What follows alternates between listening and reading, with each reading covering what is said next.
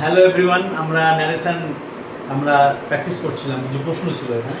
তো দুটো সলভ করেছি অলরেডি। 3 নম্বর প্রশ্ন যেটা রয়েছে, আমরা 3 নম্বর প্রশ্নটা কিন্তু আজকে দেখে নেব। Seema said to me I was ill yesterday, এই প্রশ্নটা রয়েছে। তাহলে রিপোর্টিং ভার্ব সেড টু, এবং এটা অ্যাসার্টিভ সেন্টেন্সে দেখতে পাচ্ছি। তাহলে অ্যাসার্টিভ সেন্টেন্সে থাকলে সেড টুর বদলে আমরা জানি টোল্ড বসে।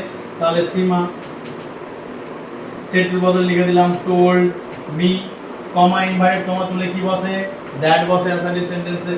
এবং আই বলতে কাকে বোঝানো হচ্ছে, প্রথম জনকে সীমা, মেয়ে, সেহেতু সাবজেক্টিভ কেস বসবে এখানে লিঙ্কারের পর, তাহলে সি হয়ে গেল। ওয়াজ থাকলে এটা পাস্টে রয়েছে, আই ওয়াজ ইল ইয়েস্টারডে, অর্থাৎ এটা সিম্পল পাস্ট টেন্সে রয়েছে। তাহলে সিম্পল পাস্ট থাকলে আমরা জানি পাস্ট পারফেক্ট টেন্সে হয়ে যায়, ঠিক আছে। সিম্পল পাস্ট থাকলে পাস্ট পারফেক্ট, আর পাস্ট পারফেক্টের স্ট্রাকচার হচ্ছে সাবজেক্ট প্লাস হ্যাড প্লাস ভিত্তি প্লাস অবজেক্ট। তাহলে আমরা এখানে সাবজেক্ট প্লাস বসিয়ে দিলাম সি হ্যাড, অজুয়ার থাকলে তাহলে বসিয়ে দিলাম হ্যাড, এবং ইল রয়েছে হ্যাড ইল।